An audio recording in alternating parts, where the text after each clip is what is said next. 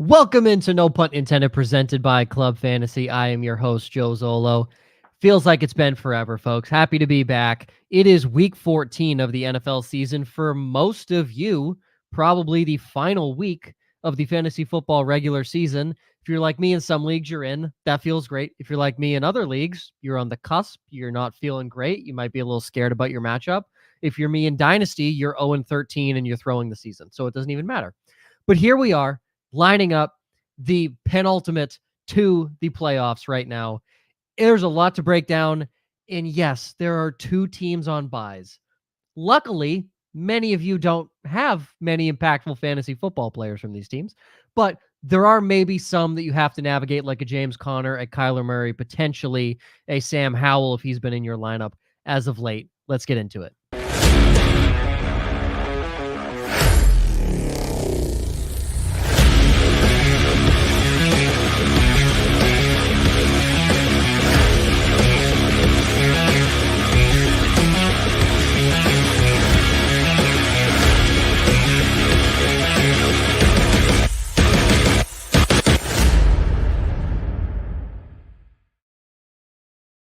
Welcome into No Punt Intended, presented by Club Fantasy. I'm your host, Joe Zollo.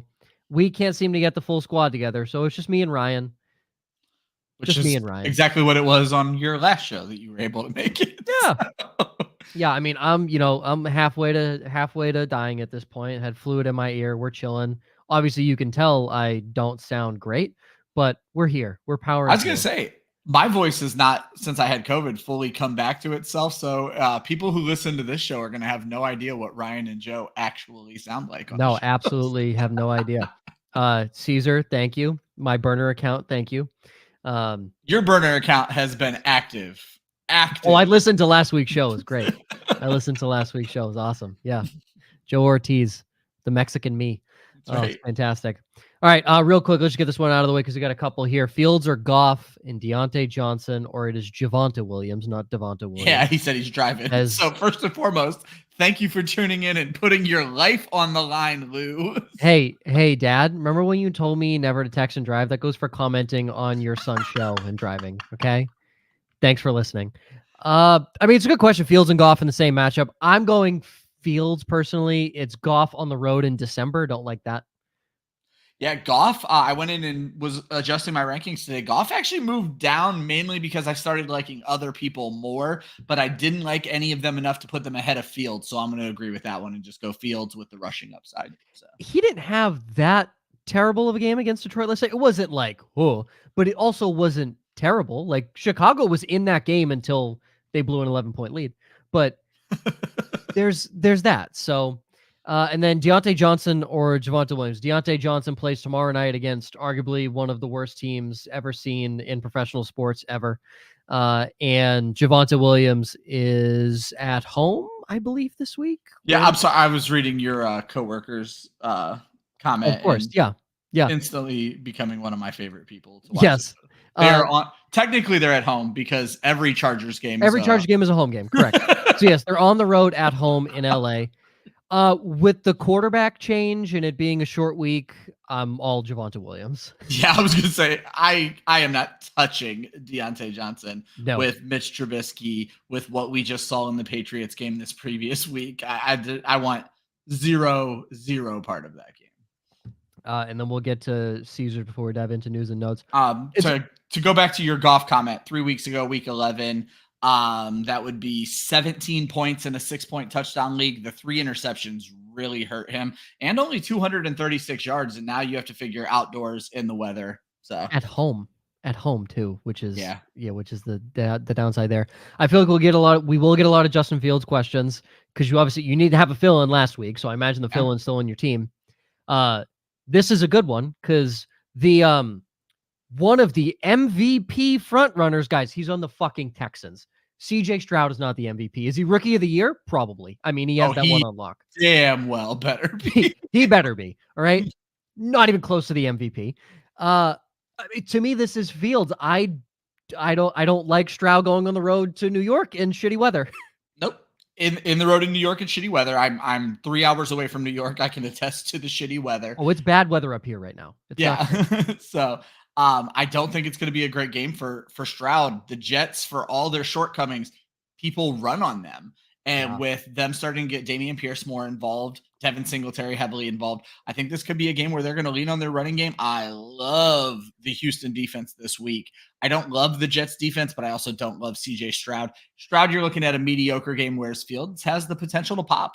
So. Missing Tank Dell as well, which is another just dynamic. Yeah, and Noah Brown not able to get himself fully healthy. So we talked about this a lot on Monday, and Joe, me and you, honestly, Joe, I got it from you.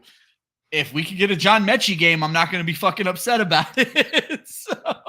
John Mechie, Alabama legend. You want to know what happened? I watched 5 offensive plays of Alabama. John Mechie caught 5 passes for 3 touchdowns. Yeah. Well, and then I'm just a parent. What? So when you or Josh fall in love with a guy, what do you know? The next week I'm in love with the guy. So. I went to a single USC game, and it was the game Drake London got hurt. And I sat there, I said, oh, this kid's going to be good. And you threw another name out there who just got fucking released, Keaontay Ingram. R.I.P. Arizona does not know how to run their fucking... Listen, running backs are a dime a dozen. That man will get picked up and have a week 8 blast in 2025, and he'll be on everybody's roster the next week.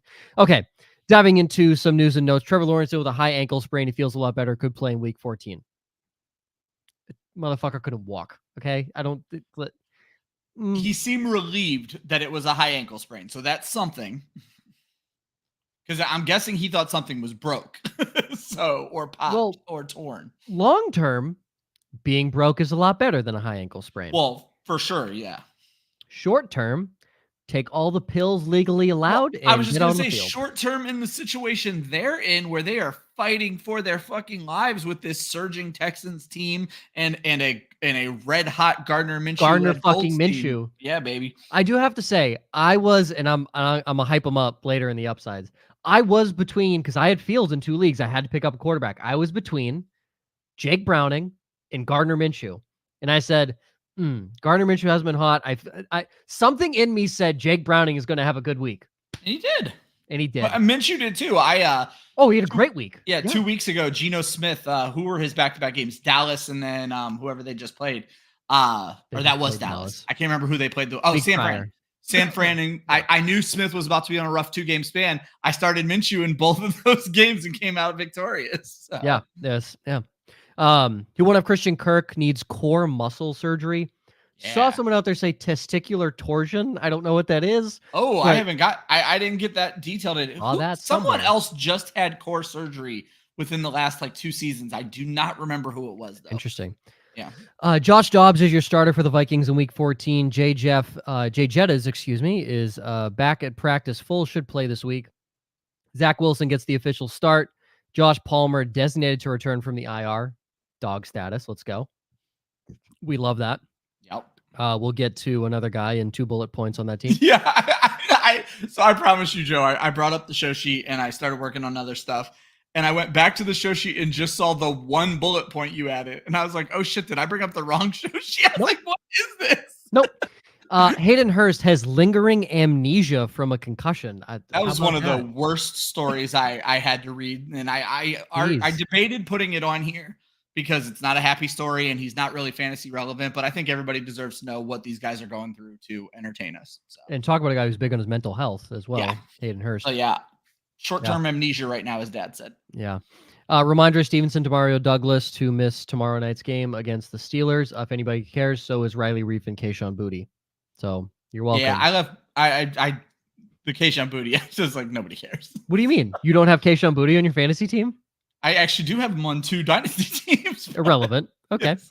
And then my bullet point, Quentin Johnston. Ha ha ha. Ha ha ha ha. I was fucking right. As you can see, okay. I didn't know that this fell into the news and notes segment. And no. I promise you, after reading it, I go, he's just going to brag about Quentin Johnston. Look beneath my nameplate.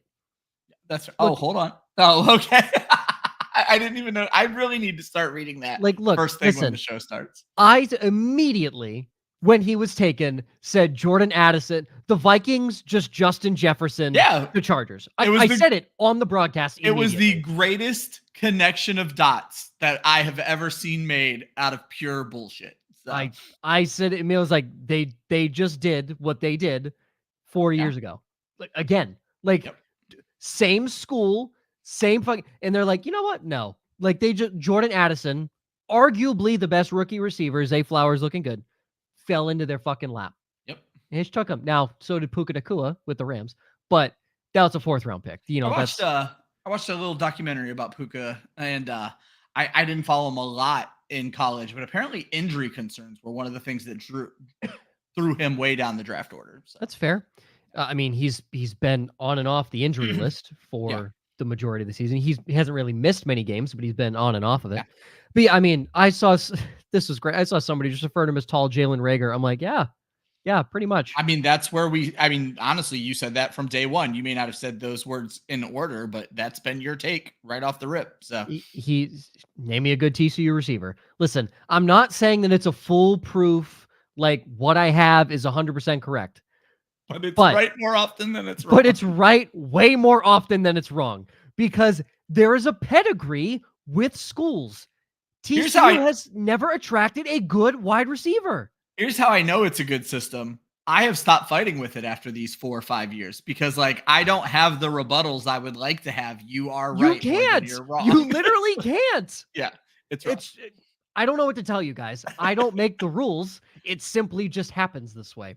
But, I mean, dude, because I haven't been here on a few shows. How do you fucking drop an over-the-shoulder pass as a deep threat wide receiver against Green Bay? Josh was laying into him. I've been with COVID, and then we had New York City. I haven't had a chance to actually watch a lot of games in the last 2 weeks, so I've been box score scouting. So I haven't seen the actual mistakes that are being made. I just know he's played like absolute shit. So all you need to know, he was a good 2-3 step. He toasted the defender. Obviously, he's fast. That's what his job is. I mean, Herbert could have put it in a much better spot. It hit him right in the hands, right over the shoulder. I mean, it's a tough catch for any receiver, honestly, especially if you're a first-round receiver from a national championship contending college football team. You hit him right in the fucking hands. How about a pass right in between the numbers? Except for him, it's only one number. So maybe that's confusing for him. He only had one number. He wasn't sure, like, when coach says hit him between the numbers, he only's got the 1 on his chest. So maybe that confuses him. But it's fucking incredible. He might have more drops this season than Larry Fitzgerald has had in his entire career. Yeah, that's fair. Insane. Absolutely insane. All right. Upsides this week. Ryan. Wow, we all went goosies on the upsides. 0-for-9 last week. So thanks for tuning in. I feel obligated. Josh and I talk about this in the background to make us feel better about ourselves all the time. Is with our upsides, we have a story to tell, but we've been going a little bit too bold, and I did not shy away from that at all this week. But the stories kind of tell themselves, and they make a lot of sense. But man, our picks have been just putrid. Absolutely putrid. Joe is in the lead of this contest with 10 wins. And listen, I do want to preface this for new listeners. We are smart, okay? What we do with our upsides is we kind of get a little fucking nuts. Like, but again, I had Tyreek Hill for 200 plus total yards. I was just going to say, we almost just try to get each other riled up is what this segment has become. Yeah. Because when you ask those questions, like, I believe, like, Ramondre got hurt. That hurt me. But, like, there have been multiple times, like Josh said, Brandon Ayuk, top 5 wide receiver against Philly. He was wide receiver 18. The dude was startable. Like, he balled out. It just, his narrative was that Deebo Samuel was going to get shut down. It was the other way around. Deebo was the one who went in with the bulletin board material and shit all over the Eagles. So yeah, and then I picked Derek Carr like a fucking moron. So rough week. Rough week. And here we go. And then you're doubling down on it. Yeah. Why not? Why not? If Derek Carr doesn't work, why not go to the other guy? Exactly. Ryan, your picks. Alvin Kamara is the RB1 overall against Carolina. Worst defense in the league. There you go. Well, it's also a makeup call. Last week he was my no touchdown special and he dropped deuce. Classic. Absolute classic. It's a Ryan move, baby. You want to know what Bijan did? 0 touchdowns. Yep. And guess what he was? Your 2 touchdown upside. Brandon Ayuk, top 10 against Seattle. In the 2 touchdown special, we'll go to the one, the only, topping out at 10 miles per hour this season. Austin Eckler, against the Denver So Broncos. I'm going to throw my quick note on that. I know we're going to talk about Kamara, but I do want to say with Eckler, doesn't it just make sense that we all fucking hate Austin Eckler right now? And there are going to be people who want to bench him this week and he's going to come out and drop 2. Like, that's kind of my thought process here, other than the fact that he's also playing Denver. Can we talk about the Eckler jet sweep on 3rd and 6 by Kellen Moore? Joe, did you get a chance to watch Monday's show at all to hear my horror story and why I was texting you? Okay. No, I did not. Real quick story, and shout out to Joe Ortiz in the chat. We were talking a lot about this, and he needed a lot of the things I needed to have happen on the Monday night game, and he got a win. But going back to the Sunday, me and my little brother started this thing where we started with a $10 bet, and we found like really easy things that needed to happen, usually just decent players getting 25 yards. And when you combine them into 3-leg parlays, you can get even money. So we doubled our 10, doubled our 20. We got all the way up to $1,000, Joe, and I needed Eckler to hit 25 yards, and he didn't hit it. So that's why you were pissed about it. That's why I was livid in the group chat. So it was the first time I've ever bet $1,000 on anything in my life, and it was the first time I ever lost $1,000 on anything in my life. Well, good news is you didn't. It's not like I lost had the 1,000, and we had made throughout the journey because of the plus odds. We had made about $160, so it's so you're all fine. profit. Yeah, exactly. He texted me and asked, Joe, do you think Eckler has a chance? I said, 1, I'm at work, so I've been in and out watching the game. 2, definitely not. Yeah, I was at we went and seen Book of Mormon for our anniversary. We were down in the city, so I watched 0 football. So. That's okay. Talk about Kamara a little bit. I mean, you've been all over the Panthers run defense also. Yeah, I mean, it's super easy to beat up on the Panthers run defense, and Kamara's been the only member of that offense right now, and I think with Jameis, that's going to continue. Obviously, like I said, this is kind of a makeup call. I called him my 0 touchdown last week, and he dropped 2. But the long and short of it is Carolina's giving up the 3rd most points to running backs, and 5 straight games running backs have actually hit 17 fantasy points, and then meaning a singular running back has hit 17. Is that good? You had Rachaad White with 19, Derrick Henry with 20, Tony Pollard with 18, Deontay Foreman with 17, and Jonathan Taylor with 17. These are in consecutive games. So it seems like 17 is the floor for Alvin Kamara, and we all know he could pull that off in the passing game alone. You throw in a couple of touchdowns, all of a sudden you're cooking with the RB1. It's a bold pick because Christian McCaffrey also has a cupcake against Seattle this week, but I'm going to stick with AK as the top running back for the week. 2 things. 1, see the questions coming in, guys. I know most of you here every week, so we'll get to them. But if you're just joining, drop them in. We'll get to them right after we go through upsides.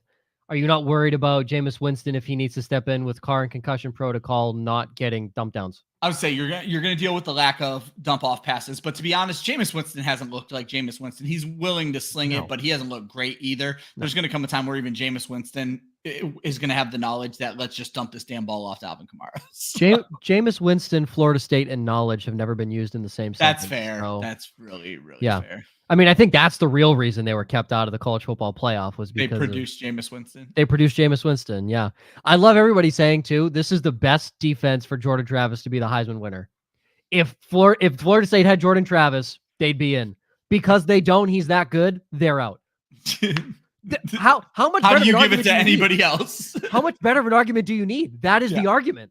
Like, right? That's the argument. Literally when the committee says we can't put you in because you don't have your quarterback, Heisman. It's going to go to the kid from LSU, Jaden Daniels, I believe his name. It should go to Jordan Travis. If that's the defense, easy. Like that's the easiest Heisman Trophy. Here you go of all time.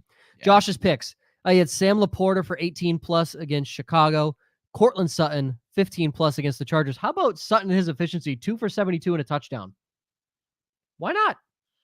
And that's what he's done this season. He's catching 40-yard passes. That's how they should use him. Like 100%. He's a 50-50 ball guy. He's not a burner, but he's a possession receiver. For you younger kids out there who may not have been watching Cortland Sutton or may know the bigger name of like a Drake London because he's come out recently, he is Drake London, but better. And with certainly better quarterback play. And I don't think there's much. Tiny bit of a better quarterback, one might say. London, I think, has a little bit better of getting open ability. I think his route running is a little better than Sutton's. Again, I've seen Drake London run routes in person. London's just being wasted at this point. Oh, yeah, he's being wasted. But Sutton fits along that same line. But the big one, CeeDee Lamb, 28 plus fantasy points against Philly. He says big graphics. It says graphics since none of you filled in your picks like I asked. LOL. I was dying and Ryan had his honeymoon, I think. So I'll be honest, I didn't even see him ask us to do our picks early. I do my picks at noon on Wednesday every single week, and I did them. Oh, I saw it and completely ignored it and said, yeah, I'm going to do I it didn't 15 see minutes it. before the show. That's on Yeah. me. That's me. Yeah, that's fine. Josh. I'll talk on CeeDee. Josh has been dogging on the Philadelphia secondary all season long. Rightfully so. Rightfully so. And I think they now give up the most points to quarterbacks and wide receivers. And if there's a hottest team in football, you're probably handing that trophy to the Dallas Cowboys at this point, only to just upset their fans in the first round of the playoffs. And now, granted, might be the second round at this point if they win this week, because they could get the 1 seed by the end of the week. Yeah. But Lamb has been lighting the world on fire for the last, feels like 5-6 weeks. Dak Prescott's been money. Names coming up in the MVP conversation, and I hate that being brought up in the MVP conversation, but then I look at the rest of the play across the NFL and I say, who the fuck else are you going to give the MVP to? Christian McCaffrey? Like that's my guy. That's my number 2 in line. CeeDee Lamb is primed for a fantastic game. This is in Dallas this time. And I'm pretty sure he played very well against them the first time too. I think Brandon Cooks has a good game. Yeah. I think Jake Ferguson catches a touchdown. Also, I did look at the show sheet last week and I saw you put Jake Ferguson as a downside. And you know what I did? You know what I did immediately? I was threw him in every lineup. I put him in every fucking lineup. I was like, that it's not even a joke. To be fair, for 3 quarters, I didn't look terrible on this, but then Ferguson went off. He was like 4 for 54 midway through the third quarter. Yeah. You had him at under 10 points. 2.5 quarters. 4 for 54 is 9 points, bro. 9 points. Okay.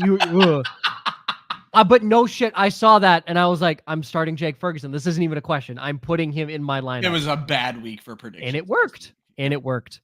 But CeeDee will have he should have an ungodly week. I mean, there's a very good chance Philly gives up back-to-back games of 45 points. That is a real possibility. Yeah, looking at PPR scoring, Debo just dropped 35 on him. Gabe Davis 22 the week before.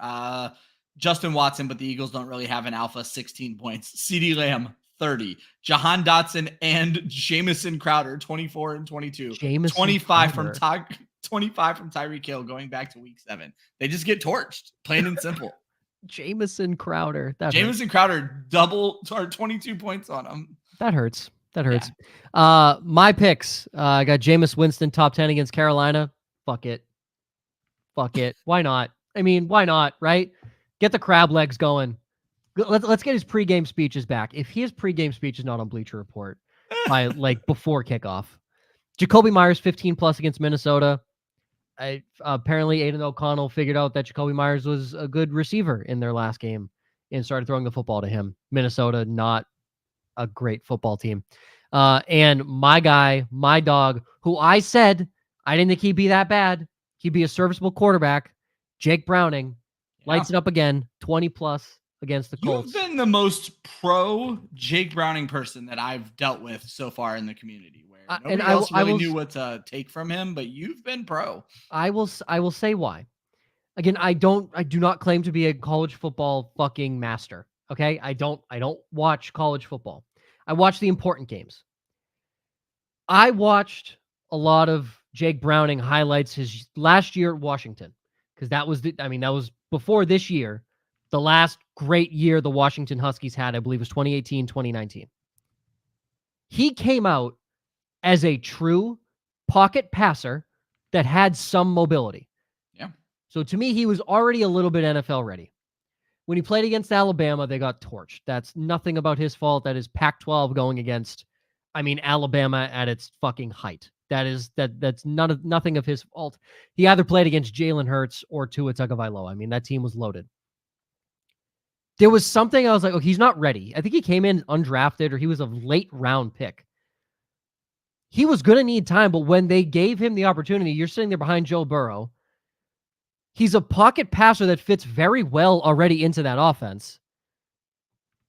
Jacksonville's defense isn't exactly scary on the back half. So there was something, I felt it. I felt it deep, felt it in the loins. And I thought, and against a much better defense in Pittsburgh, kid comes in, brand new. He does okay. He didn't do great, but he does okay. Yeah. They warmed him up, got him going early.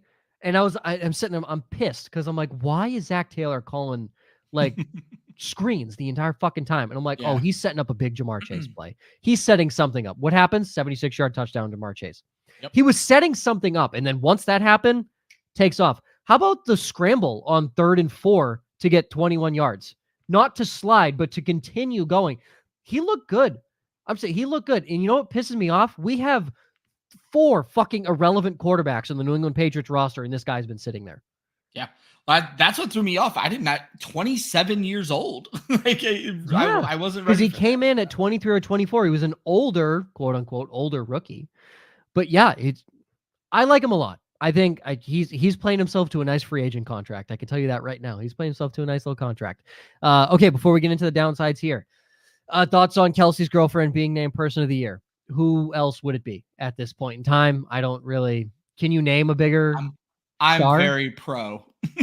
Very pro Taylor Swift. Congratulations. I did find it interesting because I understand Person of the Year doesn't necessarily mean good. That one of her competitors was what is it? Xi Jinping, the fucking president of China. I was like, oh, it couldn't be on. I think that is, if you ask me what the opposite of Taylor Swift is, I think it's the guy who's fucking running China right now.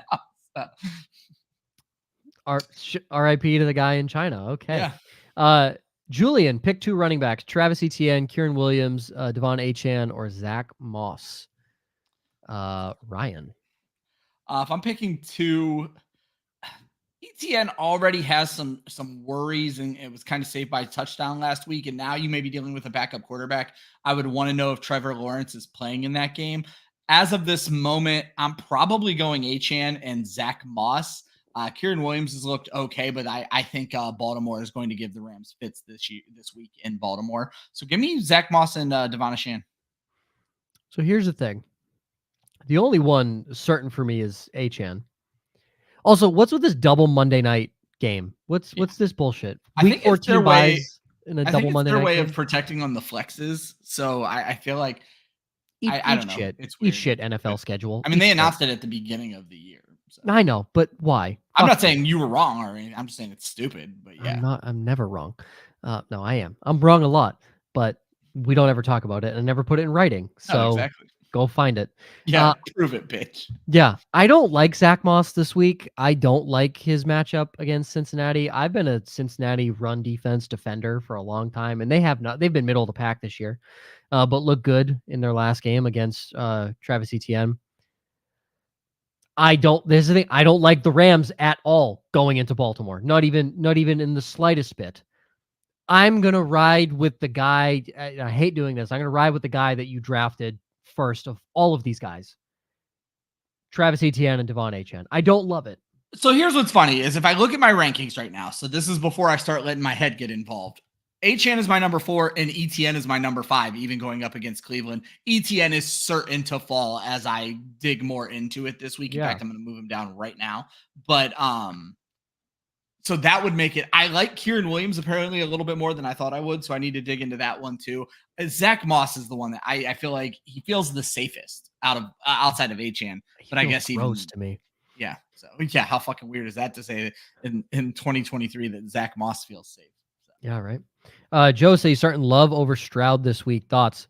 Fun fact: they're both in New York. Yeah.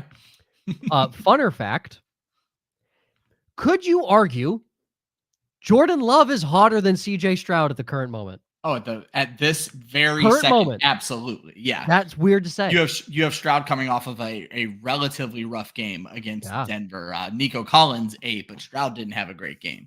And Jordan at home in perfect conditions. Now he's going on the road Monday night in New York. Arguably, probably not the greatest conditions. If anything, it's cold. Worst turf in the NFL. Worst turf in the NFL. Yep. So, yeah. Yeah. You're not crazy. Look, I'm for it. The Giants are awful. If you believe in the NFL big heads and the big talk shows, weren't the Chiefs a really good defense before last week? If you listen to this show, you know the Chiefs defense is fucking cheeks and they suck. But yeah, I mean, this is Green Bay has figured out something. They have figured out something, and I don't think there was any with how bad Green Bay had played. It didn't feel like there was There were too many people doubting the ball skills of Jordan Love. It was more so decision making and what he was seeing on the field. The ball skills are never in doubt. He has now put the two together. Oh, and his top wide receiver has finally decided to show up on planet Earth this year. Hurt that hamstring again, though, so probably shocking. out this game. So. Shocking. But even then, it's the fucking Giants. Like, it's the Giants. You know, you're looking at, he is a much better matchup. Just a much better matchup. Week 13 summary, Dads versus Elixirs this week. Dad won off the back of Debo, obviously. He's on a need-to-win basis right now. Yeah, Dad was fighting for the playoff spot. Yeah, so. Go Dad. We love that. G says Jeff Wilson season most certain Etienne car crash. I didn't say it. The goat did. I don't know what that is. The sheep? I can't tell. I think it's a cow. Tony Pollard or Zach Moss and Garrett Wilson or Puka Nacua will start with the two running backs, Ryan. Oh, it's Tony Pollard. The Eagles have a good run defense, but Tony Pollard's still the main. I don't know. I'm already talking myself out of it. Like, this is a rough week because we're going to get to Millie's comments here in a second. I'm talking myself all the way back into Kyren Williams. My gut and Tony Pollard is my pick right now. Oh, you'd be proud of me. I picked up the Chargers defense last week and started them in honor of you. Yeah. It worked out real fucking well. Josh is taking all the credit on the Chargers defense because he knew they were going to boat race everybody. So. Guys, your local high school defense could boat race the New England Patriots offense. Okay, that's not foresight. I will go Tony Pollard. I don't like Zach Moss this week. I'm doubling back. I just looked at my rankings again. This is me, my head and my heart, two different things. I put Zach Moss one spot ahead of Tony Pollard when I updated my rankings this morning. So friends, see, this is why you just don't do rankings and just do stuff in the moment. There you go. Right? Stop putting things in writing. Yeah, stop putting things in writing. Just do what your heart says. Tony Pollard, and then the next one, this is a good one. I mean, Garrett Wilson, Puka Nacua. Puka left the game, has been questionable. We talk about injury concerns. Cross country, 1:00 game, so 10 a.m. body time for them. Garrett Wilson is playing in the second worst offense in the league after the New England Patriots. With one of the worst quarterbacks in a long time. Correct. Again, two guys that I have right next to each other in my rankings. I need to go back and look at Garrett Wilson when he played with Zach Wilson. Right now, I have Puka 2 spots ahead, so I would go Puka. But so much goes into that New York game, as we've mentioned multiple times, the weather. And then again, I need to know what Garrett Wilson did with Zach Wilson. I feel like he was pretty formidable with Zach Wilson, but obviously the team as a whole sucked. So, if anybody wants to go watch Zach Wilson play football, it's $18 to get into the game.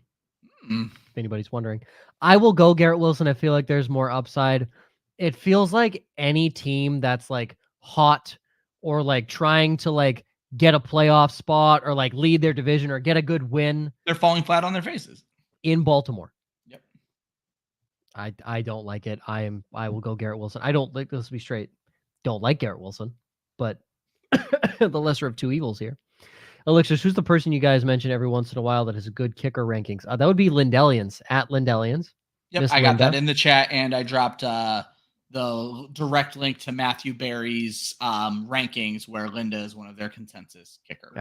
I like to also think I'm decent at kickers. Oh, you're pretty good with kickers, yeah. So I'm actually top 30 in Fantasy Pros for kicker rankings. So weird flex, but yeah, definitely, 100%. STD League, as usual, bench one. If there's one thing you could flex on, your top 30 in kicker rankings. That's probably my only flex at this point. Yeah. So we got two questions here. Jacobs, Bijan, Kyren Williams, bench one. Jesus. I'm going Kyren. I think this one's easy. Who are you benching? Kyren Williams. I don't know why. If Chuba Hubbard can do it against Tampa, so can Bijan. And Josh Jacobs plays Minnesota. Yeah, you can't really bench Josh Jacobs. I think I would bench Bijan in this matchup. That's where I've leaned with a few of my other teams. I'm flipping my script. I know I was just shit talking Kyren Williams in that Baltimore matchup, and Joe, you're obviously on the record of not liking the Baltimore matchup, but I will bench Bijan in this one. Yeah, so Elixirs, you know who's normally right on the show, so you know which one to go with. There you go. And his dad, bench one, Pollard, Gibbs, or Rachaad White. The Lions on the road against Chicago, Tony Pollard at home Sunday night against Philly, White in Atlanta. Hate Rachaad White this week against Atlanta. He is one of my downsides. So I would bench Rachaad White in this one, and I am literally benching Rachaad White on 2 of my teams. So I would also bench Rachaad White. I don't like him there either. Okay, let's go to the downsides real quick. Millies, I see you up next as well. We got all you in there. I know you guys will stick around. Here we go. Downsides. Josh didn't put any of his in. Nope, skipped us this week. Because he's a schmuck, but I did that last week anyways, but then I put him in afterwards, so it's fine. Ryan, you have Pat Freiermuth under 10 fantasy points against the Patriots.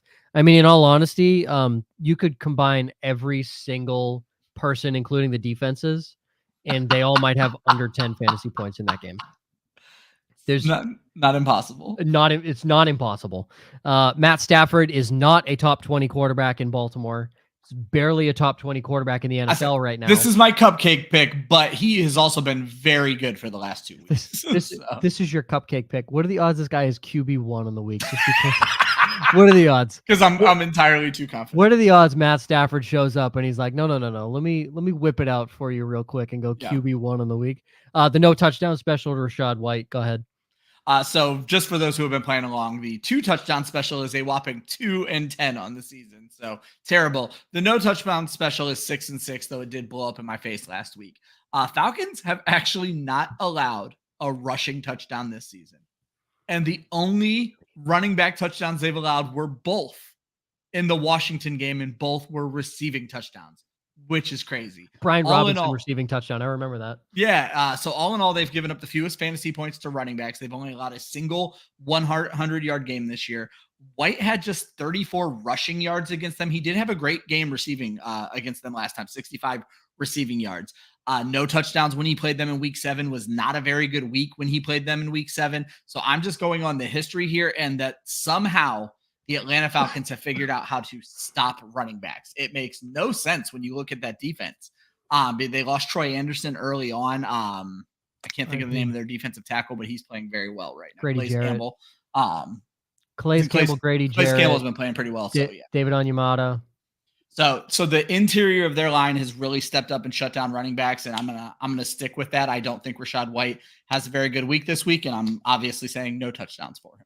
It's almost like somebody said in the offseason that their free agency pickups for their defense were going to be pretty good for him this year. I wonder who that guy was. If they would have had Troy Anderson, the backup for Troy Anderson, whose name leaves me right now. He's playing well. Playing so Hardman, something I think is the last name.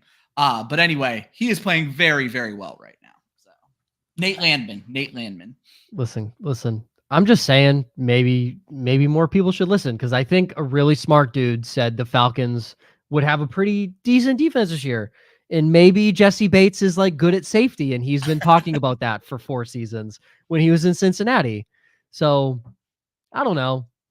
But yeah, that is a fun stat though. I don't know, but I was right. I don't know, but I was definitely right. I was 2-1 last week on my downsides, feeling good. Shout out Tank Dell, RIP. I don't like taking the victory on that one. But nailed Austin Eckler. Could have had him outside the top 100 and still would have hit that. Yeah, we don't need to talk about that. Shout out Puka Nakua's 76-yard touchdown, you bitch. My picks this week, I got Zach Moss outside the top 15 against Cincinnati. We've discussed it at length already. Puka Nacua outside top 25 against Baltimore. Also have discussed how I don't like the Rams at length already. So, yeah, you're very anti-Rams show from you, and it should be for me. But I'm doubling down on Puka. I say for whatever reason, I'm talking them up instead of down. I'm doubling down on Puka. I really like every game I've watched of a team coming in hype into Baltimore. They just get their ass handed to them every time this year. So I'm not about Baltimore coming off of a bye, and that's probably not going to be good. Sure. Yeah, fuck it. I got Dalton Kincaid outside the top 10 against Kansas City. This one was big. I was a little shocked to see this one. Yeah, I don't I'm not listen, he needs 1 catch for a yard in a touchdown and he's top 10. So like Jimmy Graham last week, 1 catch, 6 yards, was tight end 12.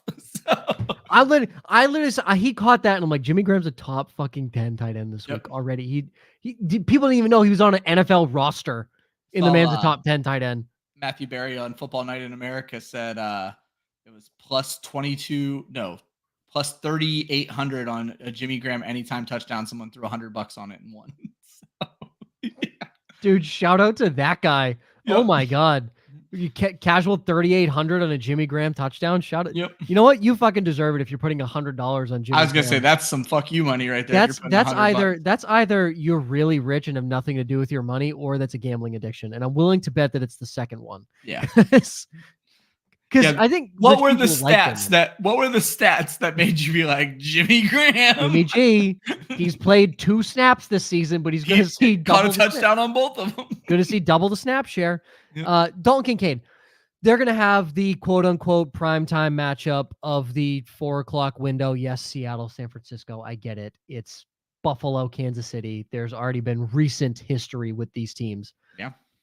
And Buffalo's literally fighting for a playoff spot. In KC, they could very well also be fighting for they'll win the division. I take that back. They're not fighting for a playoff spot, but they're fighting for like a 3 seed. Yeah. They're currently the 3rd seed. For a team where home field advantage matters more than, I would argue, any team currently fighting for it. Like, they need to be at home. Oh, 100%. If they're going on the road to Baltimore, with the way Mahomes is playing this season, you can't put him in a hostile environment. No, not at all. And for those Dolphins fans who are very excited that you're the 1 seed, your home field advantage means nothing. Yeah. Okay. That would be the one where I'm like, okay, Kansas City's fine. Yeah. Like everyone's like, oh, home field advantage for the Dolphins. They have the sun on their sideline. Let me remind you, 65 degrees, 70 degrees in Miami in January is going to be beautiful for literally any of their opposition coming in. That's called summer in Kansas City. Yeah. That is a beautiful summer day in Kansas. They're going to love it. All right. They're going to get a tan and win the game. Yeah. And the other thing as well, it's just escaped my mind of what I want to say, but like, you don't have a great home atmosphere. Let's get that straight. The Dolphins don't have a great home atmosphere. This whole thing started on Dalton Kincaid, and now we are shitting on the Miami Dolphins. Yeah, but also time out. Aren't most of these playoff games kicking off at 4:00 or later? Your only home field advantage is the sun. Yeah, you better. If you kick off at 4:25, the sun is gone. Yeah, there is no sun. There's no sun. So like you ask lose us your home field advantage. Yeah. You're literally playing in a neutral site at that point. Kincaid, doesn't it just feel like both teams feel like they're just going to just suck in this game? That's what it feels like. I was going to say, so what I didn't know if you were going to throw this out there, but Dawson Knox is coming back this week. So I honestly don't even give a shit about that. But I mean that if there's a tight end touchdown to be stolen, it's going to be stolen by Dawson Knox. So. 100%. It just, these two teams do not feel like they are clicking. And the fact that the Bills have come out and said Sean McDermott's job is safe, asinine. He better hire a defensive coordinator or the Bills are going to be in hell next year again. I think Sean McDermott's a great coordinator, but he can't do both. And from my understanding, Les Frazier may be back next year. And I mean, he was pretty decent for them. He was good. It was a question of why did he step away and is he ready to come back sort of thing. So. And the narrative I want out there is that Eric Bieniemy was the reason the Chiefs were winning, even though that's obviously 100% not the case. But I want that narrative out there, okay? I want it out there because how hilarious is that narrative? Tell me I'm wrong. I like it. they clearly did well. Minus Tyreek Hill year 1. So what's changed? Eric Bieniemy. Eric Bieniemy is the only thing that's changed. When you look at it, their weapons have gotten better from last year. I would say so. Yeah. I mean, listen, we're not saying by landslide stretches, but they've gotten better. So what's the common factor? Eric Bieniemy's not there. There you go. So listen, Andy Reid's in over his head. Andy Reid is washed. That's what I'm trying. That's the point we're getting at here, guys. Andy Reid is washed. No, I don't think that's the case. I really do think there's just incredible dysfunction within that offense. But both teams just feel like they're struggling to grab onto last year. Oh, very well put. 100%. It just feels like they're struggling to grab on to things they did last year. And they are just physically, they are incapable of doing that as a cohesive unit and as a team. And even as individuals. I think there's You got Travis Kelce's been his consistent self. He's had his down weeks here and there, but he's been his consistent self. Stephon Diggs is one of the best receivers in the NFL. He's been very consistent. When you really think about it, similar season to Kelce, where obviously Diggs has had off-field drama, whereas Kelce, I wouldn't call what his off-field is drama, but there's been off-the-field stuff. Yeah. He's been good enough on the field, but haven't really had those. I mean, Diggs has had an enormous week here or there, and Kelce's had like one, but very similar seasons. We look at, it feels like Mahomes is trying to hold on to last year.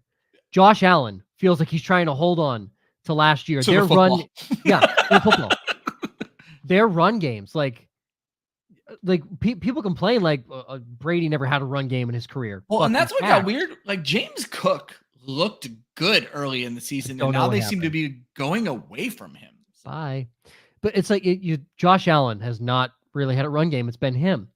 People complain, Mahomes has had a run game. Isaiah Pacheco has been running for 100 yards a game. Like, he's got a running back behind him. He doesn't have Clyde Edwards-Helaire. He has, I'm not going to say legit running back, because dude's playing like stomp the yard every time he runs.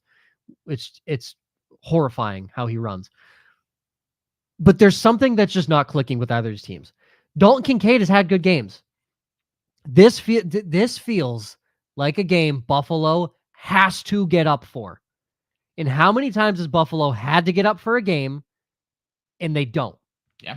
They overhype themselves and fall flat. It happens all the time with it. That is the Buffalo Bills franchise to a fucking T. There has been no other team to lose 4 straight Super Bowls. How do you not figure it out after number 2? And all to the NFC East. Two to the same team. Like, it's just... This was supposed to be Buffalo's year to run the AFC East. Certainly they're barely 500. Yeah. Barely 500. That's insane. Oh, and they lost to the Patriots. Which should just eliminate them from the playoffs. Eliminate from the playoffs. When you think about it. We know it was great when Trevor Lawrence went down with his injury. I'm like, well, if Jacksonville wins a division, shouldn't they just give it to Houston or Indianapolis if they lost? I actually just saw a post that said the exact same thing, that Jacksonville's been eliminated from playoff contention due to the loss of if you lose your quarterback now, no other part of the game even matters. Yep. Millie Mills, Kyren Williams is a lock for me this week. He's becoming matchup proof. I was gonna say I had to go back. Again, I'm a little out of touch from this past week. Kyren Williams actually had a great game against Cleveland again. At the back-to-back great weeks. So I do think Kyren Williams against Baltimore, whether they're winning or losing, they are going to feed him. So I am very comfortable having Kyren Williams ranked in my top 10. So it would, going back to that original question, it would be Kyren Williams and Devon Achane for me. Just because I don't want to trust Travis Etienne yet. So. It's very fair to not trust Etienne. I'm hating having him on 2 of my teams right now. It's infuriating. I hate when things start to stack up. And so now you're dealing with a quarterback injury. You're dealing with losing your number 1 wide receiver, and you're dealing with your own injury. I don't like seeing red flags stack up. So. And how about just 4 straight weeks of mediocrity? Certainly. Yeah. And even the weeks he was good, like I was worried the weeks he was good. He had 55 yards. He was just saved by 2 touchdowns in 3 straight games.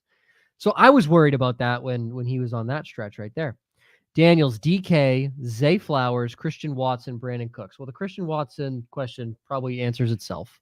I think so, but I also like Christian Watson. Let's assume he was healthy. Like, I'm so nervous because he's never healthy. Let's be clear. He's always a play away from hurting his hamstring. I'm never confidently starting him. Ever. And that's what I was going to say is you get these 2 touchdown weeks, but like this feels like Gabe Davis from 2 years ago. I just don't feel comfortable putting him into my lineup at any point. To answer this question, I'm probably going DK Metcalf. San Francisco still gets beat up by wide receivers. I don't mind Zay Flowers either. Yeah, I would. I mean, talk about a guy who's been on a fucking tear. DK Metcalf made Deron Bland his bitch for most of that game. My second guy would be Brandon Cooks. Again, the hottest offense in football, and he's eating from that. Yeah, I'm always going to choose 1s over 2s. I'm that guy when it comes to fantasy football. So very fair. But DK is the guy. San Francisco, contrary to what just happened, San Francisco's secondary is not very good. Let's say AJ Brown didn't have a bad game. Devonta Smith had a great game. So San Francisco gets beat up on by wide receivers. Yeah. So Where San Francisco's defense holds up is the pass rush. 100%. That's why, like, if their pass rush doesn't get there, their defense. Well, yeah, they have great. subpar corners, plain and simple. So Bad corners.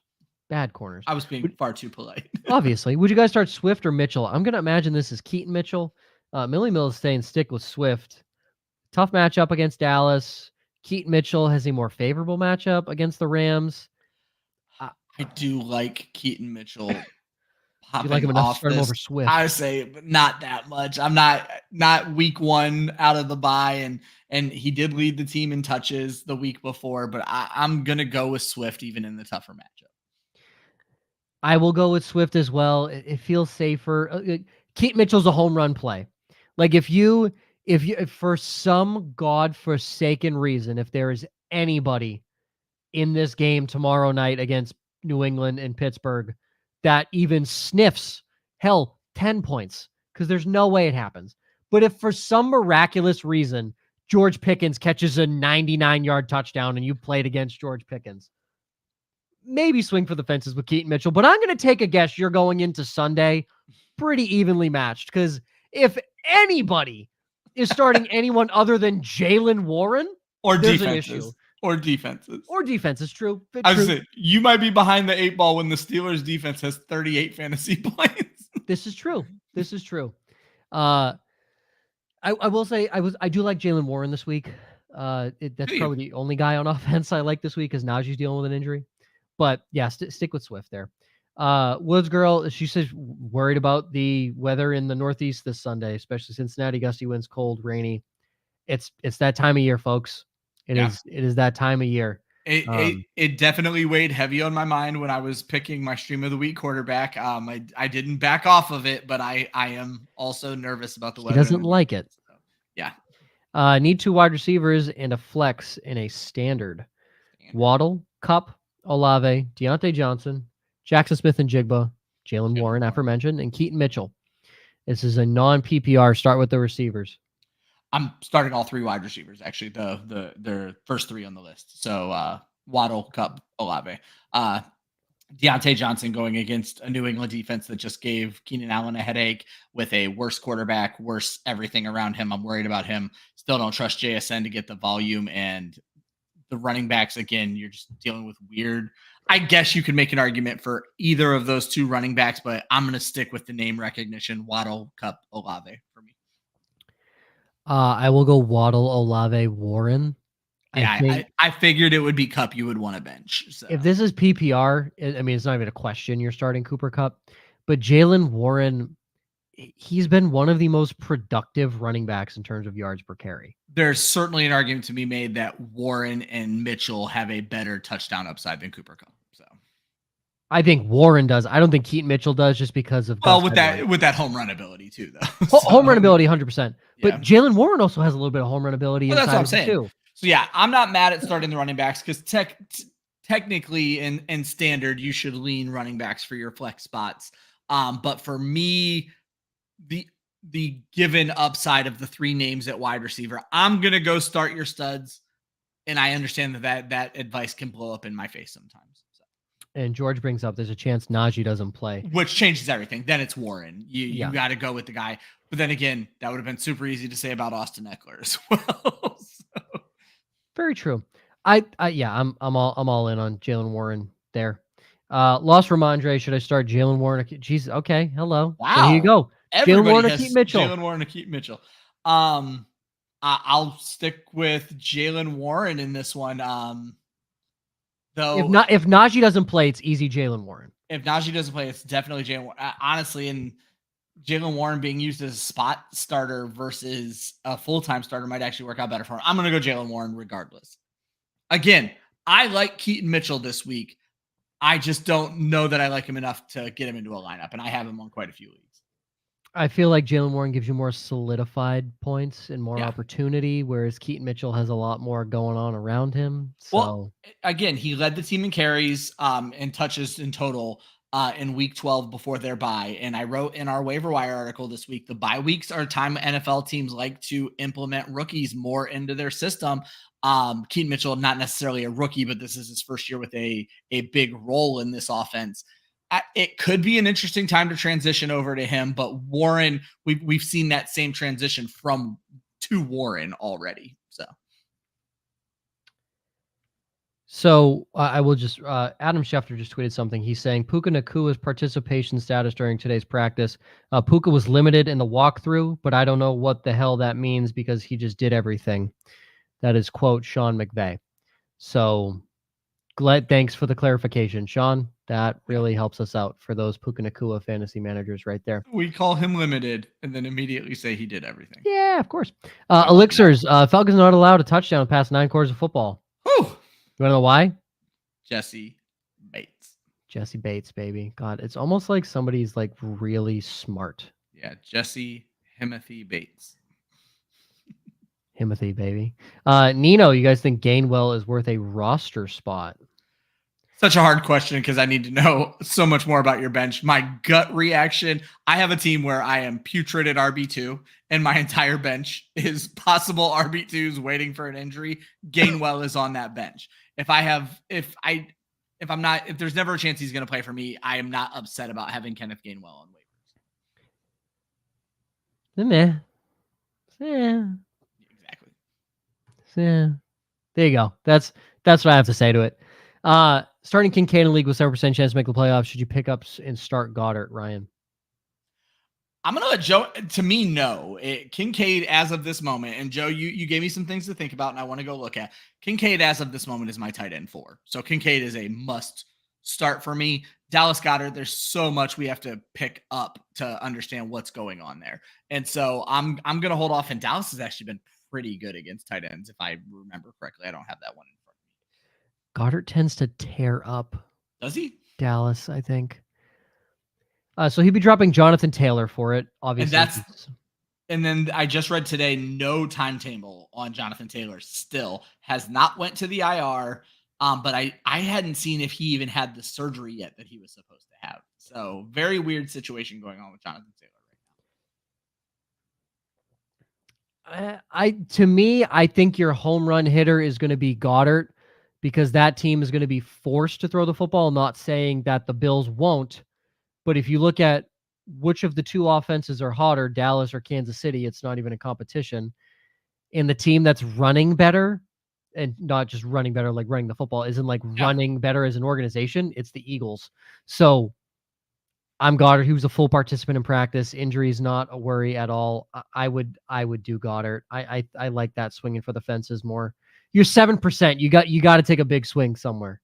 I was going to say 7% because of that, because the biggest thing is losing Jonathan Taylor potentially for the playoffs, but you got to get there first. Yeah, you got to get there.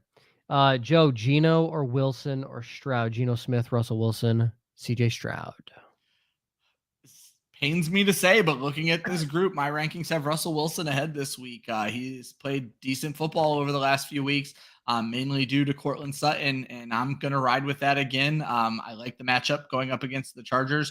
Wilson is just barely ahead of Stroud for me, and Geno actually plummeted down my list. I'm not big on Geno this week.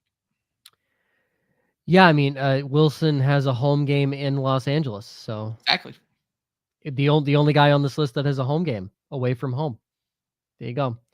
I don't like Geno in San Francisco too much, and we've already talked about Stroud a lot. So yeah, Russell Wilson's the guy.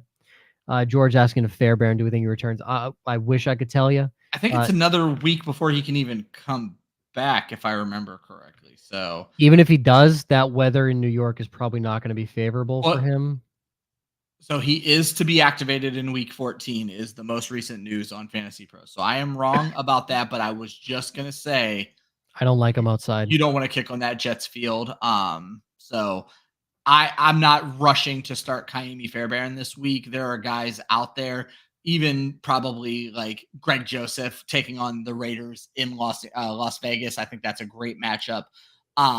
Dustin Hopkins against Jacksonville, though you'll want to watch the weather on that. There's no one. shot Hopkins is available. If he's available on your waiver wire, go That's get a good Dustin point. Hopkins. Here's guys I think could be available that you could Jason go. Sanders doesn't seem to be getting a lot of respect from roster percentage. Riley Patterson. Because he sucks. Jason Sanders sucks. That's why. But the Dolphins score a lot of points. That's true. One guy that I think could be worth it is Blake Grupe. He misses sometimes, but he's at home in the dome against Carolina. He's probably available. If not, fucking wild card. Will Lutz has been terrible this year, but you have a guy like Will Lutz. Well, interestingly enough, number 9 kicker on the season, and he has that home game in Los Angeles, as we were mentioning. I think Will Lutz might be the call here, Joe. I like Lutz or Grupe. Grupe is the kicker 7 on the season, and they have him listed as probable, even though the NFL doesn't use that tag anymore. Yeah. I would go. That's my guess is Grupe or Lutz are out there for you. That's who I would go with. Yeah, I was gonna say with Fairbairn coming back and an offense that could struggle mightily in New York, I don't think you want anything to do with Fairbairn this week. I don't like the weather. If he was at home, then he has Daniel Carson, Blake. Why do you have? Yeah, George, that's a weird league. Yeah, unless you're required, but yeah, at that point you're starting Daniel Carlson at home. Yeah, Carlson at home against Minnesota. Yeah. Tua Fields. Tua against Tennessee. Yeah, don't overthink that one. Jake Browning or Russell Wilson, full PPR. I want to be in on Russ. On Jake Browning, but I am very much in on Russ. This is not a knock on Browning. I think he is a decent play this week, but you have a good play in Russell Wilson. The only thing that kills me of Jake Browning not getting 20 fantasy points is the weather. Yeah. So just keep an eye on that. If weather's fine, Jake Browning. If it's not, Russell Wilson is a very legitimate pivot. So yeah, totally fine. Russ is the guy for me this week, regardless of the weather. But I like I said, I could see Browning having a very nice game. If you want to set it and forget it, go Russell Wilson. There's 100%. nothing. Nothing you have to pay attention to on Sunday if you're throwing Russ in there. There's absolutely nothing wrong with that. I do think Russell Wilson has a good week. Jake Browning lover over here. Yeah, Jake Browning lover. Nothing wrong with that. All right, Ryan, stream of the week. All right, let's do it. Week 14 streams of the week, all available in about 50% of ESPN leagues. Give me my guy, Gardner Minshew at quarterback, taking on Cincinnati. I know the weather might be a problem. Minshew has played well in each of his last 2 games. He was actually the QB 10 last week. The Bengals are giving up the 9th most fantasy points to quarterbacks, and over their last 5 games, they're giving up about 22 fantasy points per game. Trevor Lawrence was the QB 5 against them last week, and Minshew should be able to make the top 10. I'm going to take Isaiah Likely at tight end. Shocked he was out there in so many leagues, but he has been pretty mediocre since taking over from Mark Andrews. They did just have that bye week, and he had 4 catches going into the bye. Hopefully he was able to use that time off to get more acclimated to the offense. The Rams are giving up 14 points per game to tight ends, and they have allowed a single tight end to score 10-plus fantasy points in 4 of their last 5 games. And finally, as I mentioned, I'm going to go with the Houston Texans in New York against the Jets. It's not hard to pick on the Jets as they're playing quarterback roulette. They give up the 2nd most fantasy points to defenses, and they just let Atlanta finish as the defense 2 overall. Houston has managed 8 or more fantasy points in 3 of their last 4 matchups, and they were the defense 5 last week. Let's see a repeat again this week. Those are the week 14 streams of the week. Full article available tomorrow. Woo! Might have coughed there at the end. I didn't mute at the very end. It's fine. It was right in the middle of my pause, and I probably will be able to cut it out when I do it. Oh, good. Well, ladies and gentlemen, we did it. I hope you win this week. I hope your team. A lot of great questions. It's good to see you guys are still fighting for a playoff spot, and these are the kind of questions I expect from teams that are fighting for that playoff spot, because it's like, I didn't have great quarterbacks all season. I'm choosing between Russell Wilson and Jake fucking Browning. So good luck to every one of you. I just like that most of our listeners, Elixirs notwithstanding, are close to the playoffs. Yeah. And, it's just the Elixirs curse. That's all it is. So he'll never see the playoffs, but the day he does. I told Elixirs next season he is going to get the first run of my standard rankings, my standard projections. So that way we can try to help him out in this standard league a little bit. So. All right. Yeah. Those aren't going to do you any good, Elixirs, but I wish you the best. Thanks, Joe. Thanks, buddy. What are you going to do? Emma's very close to the playoffs. She's dead last in the fucking work league. Oh. So Yeah, tough when you draft only Georgia Bulldogs when you're a Georgia Bulldogs fan. So, yikes. Yeah. All right. For Ryan, myself, Josh, who is not here, and all you TCU Horned Frog fans out there, this has been No Pun Intended, presented by Club Fantasy. You can follow Club Fantasy on Facebook, Twitter, and Instagram at Club Fantasy FFL. The URL is clubfantasyffl.com. Always remember, defense wins championships. Offense wins fantasy football. We will see you next